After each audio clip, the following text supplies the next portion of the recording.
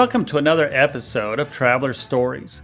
Earlier, we were visiting with Joseph Razmich, who goes by Journey Joe, about his preparation for his 7-week Route 66 road trip. Welcome back, Joseph. Thank you. It's an honor to be here. So, Joseph, can you go into detail about your first week on Route 66? Okay. Excuse me. I started this trip in July, last week of July, and I'll give you a little bit of background. When I travel, I write. And when I write, I like to put a little bit of whimsy in it by creating imaginary characters. So I have these imaginary characters. One of them is Journey Joe, right? He's the voice in my head, basically. And Journey Joe talks to the cars, okay? So my Corvette that I took on this trip, her name is Angel. So I had Angel out on the driveway, pulled out of the garage, and I was, getting her all cleaned up and starting to pack bags in there. I got my suitcases all packed, and Angel looks at me and looks at Journey Joe and says, "Well," and Journey Joe says, "What?" And Angel says, "What are we waiting for?" "Well, we weren't supposed to leave until tomorrow." "Why?" "Okay, so we left a day early." That's so on we went and drove from my house to Chicago and started, right there at the beginning at the intersection of Michigan Avenue and Adams Street. Got there, probably around 7 p.m. And oh gosh, was it hot. It was hot. But I had the top down and I was enjoying it. And I drove through Chicago, and I thought that for my first night, I would stay in one of those motels that are just outside of Chicago. There's the Cindy Lynn, and then there's another one that's called the Skyline. The Skyline is the one I like. So I thought, okay, I'm going to go there and I'm going to book a room. And I actually called them and nobody answered. So, okay, whatever. I'm winging it. So I drove down there. When I got to the Skyline Motel, it's getting dark. And there's a fence around the whole place, and I thought, oh no, they're closed down. They're out of business. What am I going to do? Eat. So I went to a restaurant called Steak and Egger and sat down and talked to the waitress, and she says, "Oh yeah, tornado hit the Skyline Motel, ripped the roof right off." All right, guess I can't stay there. So I found another place to stay, and that was my first night. Then my second night, I made it to Normal, Illinois. And when on the way there, of course, I visited the Rock and Roll Museum in Joliet, which isn't open yet, but sometimes Journey Joe has very lucky timing. And Cheryl, I believe her name is Cheryl, who is in charge of that place. Am I right about that, Tim? I don't know about Cheryl, but I did an interview with the Rock and Roll Museum. He was the founder of it, and it looked like a really, really cool attraction. Yeah. Well, it's not open yet, but somebody was there, so I got let in and I got to walk around. And then when I left there, I stopped at that little shop in Gardner. It's kind of across the street from the 2-cell jail. And of course, there were people there from all over the world coming and going, and they'd stop and they'd say hi to me, and they'd go say hi to Angel. And, if there's a little kid there, I'd let him sit in it. And from there, I went to Normal, Illinois, and met up with Terry Ryburn of, Ryburn's Gifts and Gab. And we met at the Luca's restaurant in, I believe it's Normal, Illinois. Okay. We stay. There's a kind of a funny story that goes along with this. One of the first really surprising adventures of my trip. I had parked my car. Okay, picture this. Parked my car in a parking garage, and I'm walking out of the parking garage, and the phone reception's really lousy in a parking garage, right? Right. I get this text message. It says there's something wrong with my credit card. I'm getting all Oh these no. charges on my credit card. So I wait until I walk outside the parking garage, and I text back, and then I get a phone call.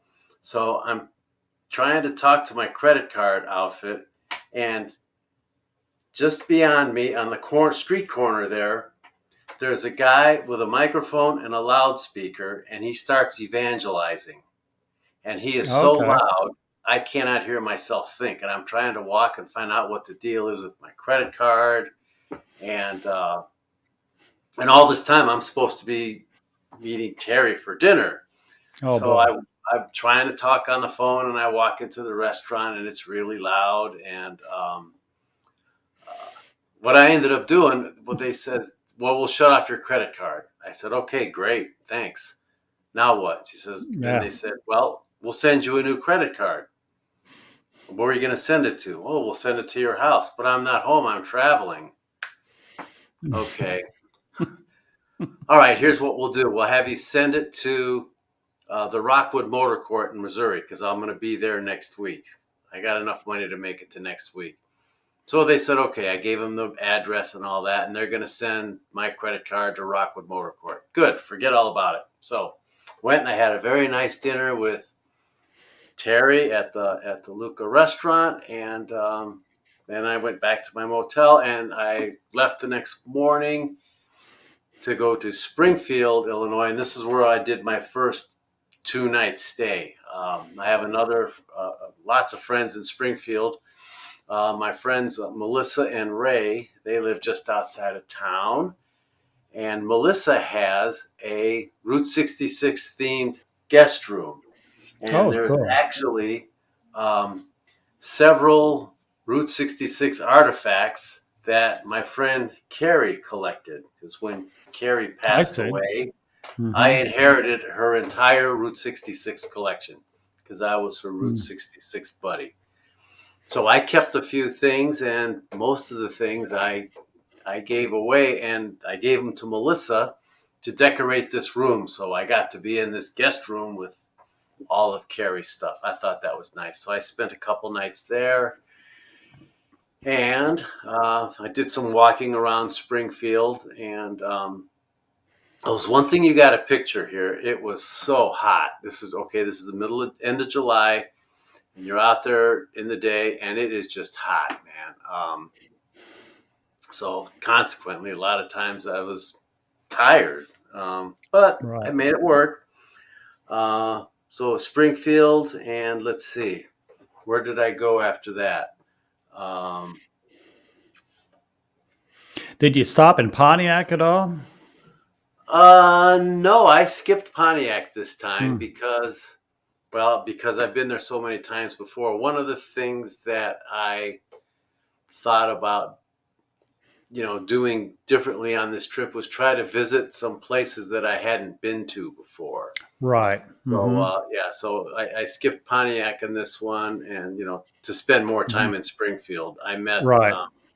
I met my friends Penny and Stephanie, and we had lunch in some place. I can't remember the name of it. I do Okay. remember that I'm glad I got there when I did, and it didn't take much time to look for it because my car was overheating. That's a story Mm. for another day. Uh, Yeah. but that's the way it goes when you take a trip like this. There's always these adventures. Okay, Oh, so absolutely. Yeah. so I went to the Litchfield Museum, and then when I left Springfield, my next stop was in St. Louis. Now, Oh, okay.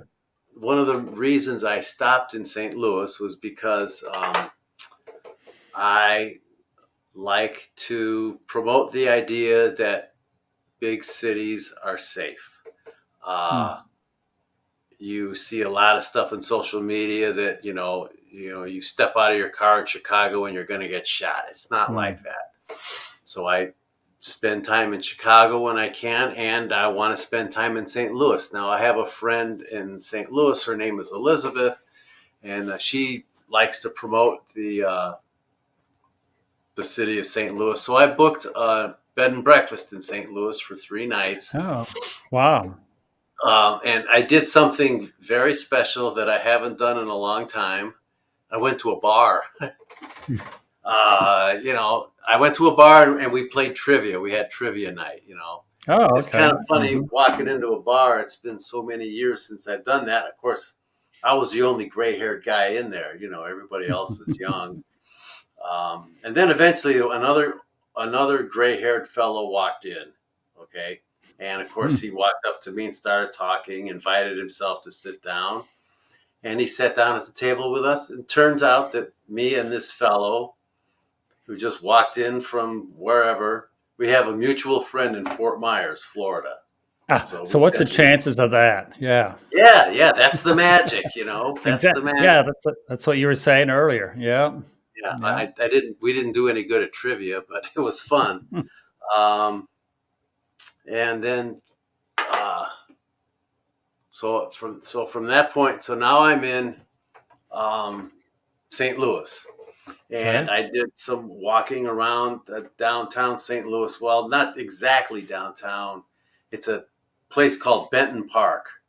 It's I'm not about familiar with that. Okay. it's about maybe half a mile south of downtown. Okay. Um, Lots of shops, nice place, nice town. I had had lunch at a place called Piazza's, and one day I stopped at let's just call it a bookstore. The name of the place was Spine, the Spine, like the spine on Hmm. the back of a book. So Okay. I visited this place, and they were having a forum, a discussion there, and I just kind of wandered in. So they're having a discussion about fairness. That's what the topic was. We're Hmm. all talking about fairness, and it was very interesting. I mean, it was there was no tribalism, no politics, nothing like that. Just a really interesting discussion. First time I'd ever wandered in on something like that. So Yeah. again, just these very singular experiences that they happen. They come out of nowhere. Okay, and then I got to tell you one more thing, and then I'll stop for a while. Okay. So, so I got a phone call that day, and it's from the lady who owns the Rockwood Motor Court. Remember, this is where I had my credit card sent. Well, wanted them to send my Phyllis, credit right? card to arrive there next week when I got there. Well, Mm-hmm. the proprietor, the owner, Phyllis, calls me up and she says, "Your credit card arrived today." I said, "Oh, really?" She says, "Yeah, they sent it UPS." And she says, "Unfortunately, I didn't have a chance to talk to the cleaning staff. So when somebody handed them this parcel, she looked at it and said, 'Well, there's nobody staying here by that name.'" Oh no. Yeah. Oh no. So there goes my credit card. Now what am I going to do? So did it get sent back then? Yes, well, I don't know where it got sent to. Okay. Oh So no. the next thing I had to do was I had to sit and make phone calls for a half a day. I actually spent a half a day in my room in a bed and breakfast making phone calls to track down my credit card. Um, Oh boy. Yeah. the end result was, again, this is a half a day. The end result Mm-hmm. was that my credit card will be waiting for me at the Springfield UPS distribution center until Friday. So right now it's Monday, and I'm in St. Louis, and my credit card is in Springfield until Friday. So I'm 250 miles away, you know.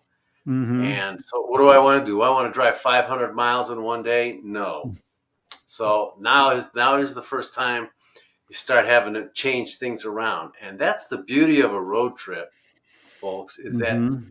they're very configurable. You can change things around. Um, And if you're lucky, and I'm not always lucky, you can change things around and it doesn't cost you anything. So I had to cancel a few reservations that I already made. Only one place wouldn't give me my money back. Hmm. But again, Okay. got to travel with a sense of humor. So I changed my my bookings around and Hmm. went from there. I went from St. Louis. Um, I know what I wanted to say. So now I'm going online. I'm trying to find myself some places to stay a little bit closer to Springfield. Right. Everything's booked. Everything's booked except for some of the I don't know what you call them, the economy motels. Okay, Hmm. so I'm looking at this, and then then my suitcase is sitting on the bed. Well, my suitcase talks too, and the suitcase says, Okay. "Hey." Journey Joe says, "What?" Says, "You promised we wouldn't spend any more than one night in an economy motel again." Okay, well, I keep looking and looking, and then I got lucky.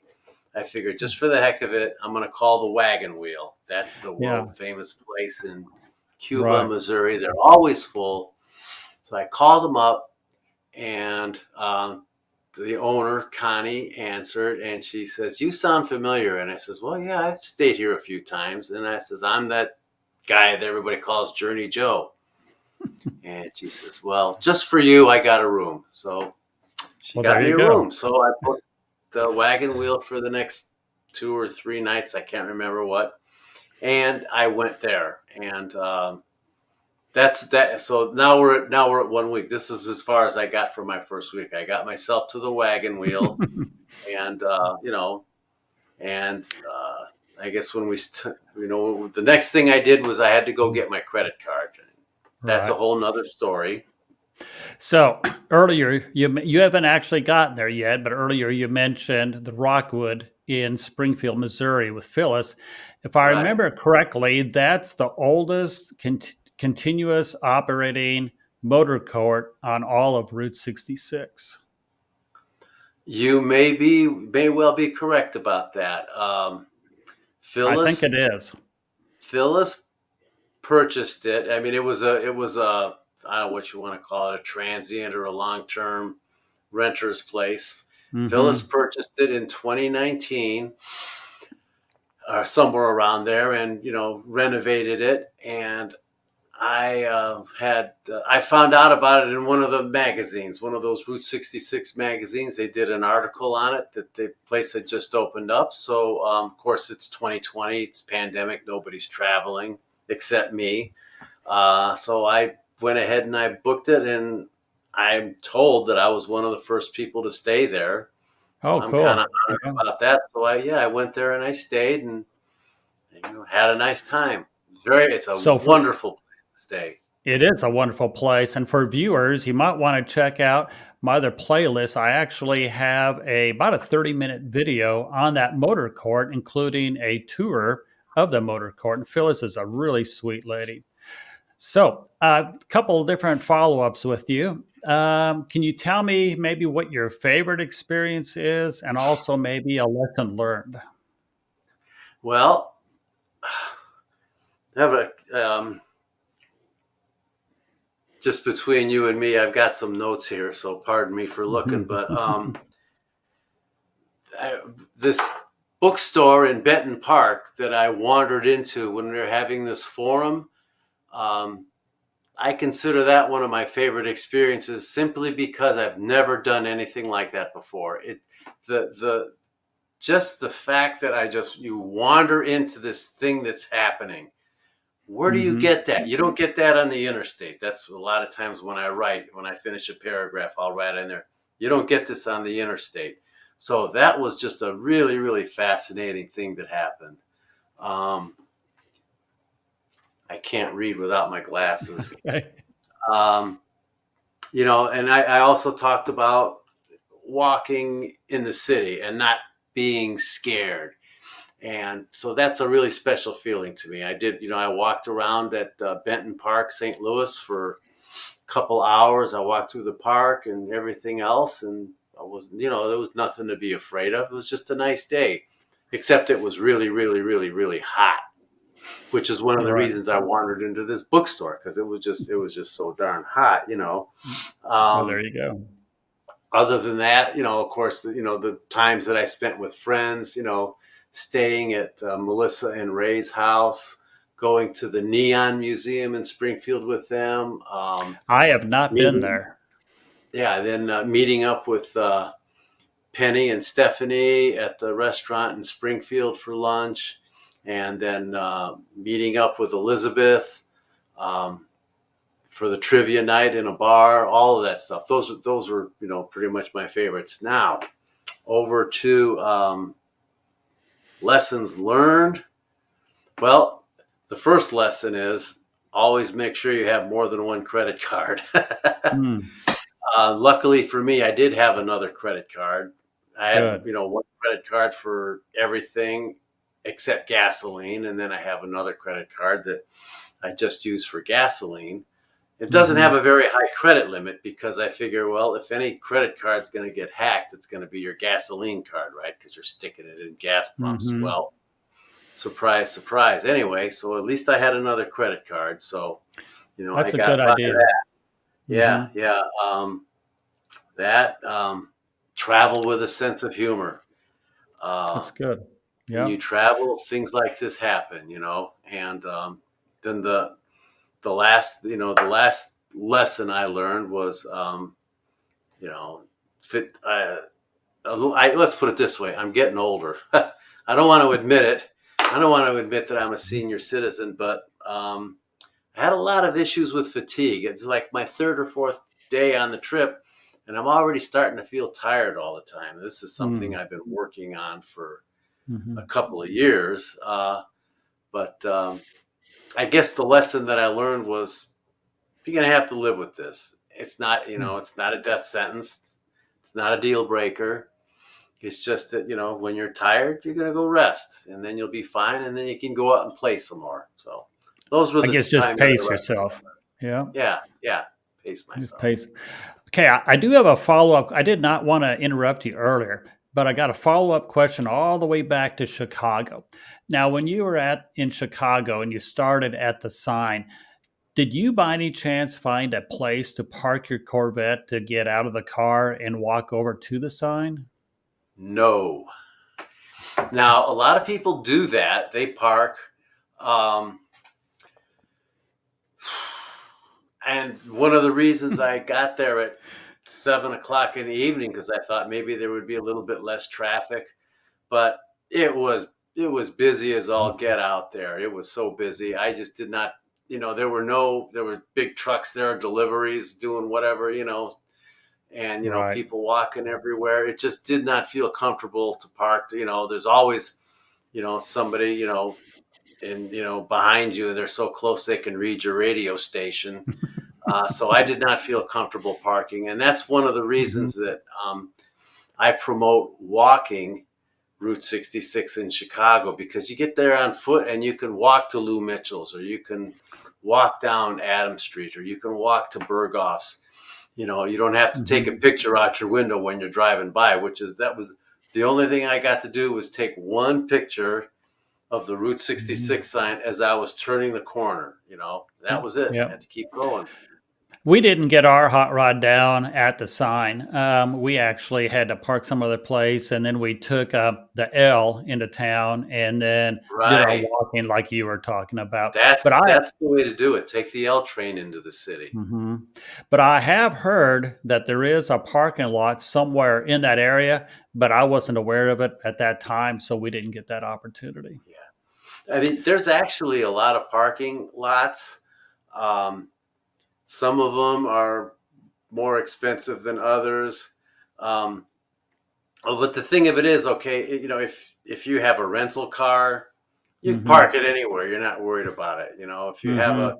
you know, a car that's near and dear to you, like my Angel is to me, I don't want to park her just anywhere. Right. And if I Yeah. park her or walk away, I have to put the top up, and I have to try to park far enough away so that somebody doesn't give me a door ding. You know, yeah, Right. sometimes you get a little bit paranoid when you gotta a car that you really Yeah. care about. So Yeah. I you're would. very, Yeah. very picky about where you park. Yeah. Well, thank you so much for your information today. And I just want to thank you, Joseph, for joining us. And be sure to join us next time for week number 2 of Journey Joe's Route 66 road trip. Thank you. Bye. I'd like to say thank you to our guest today. And also, I want to say thank you for watching my videos. Producing these videos is just my way of giving back to Route 66 and preserving this piece of Americana for the next generation.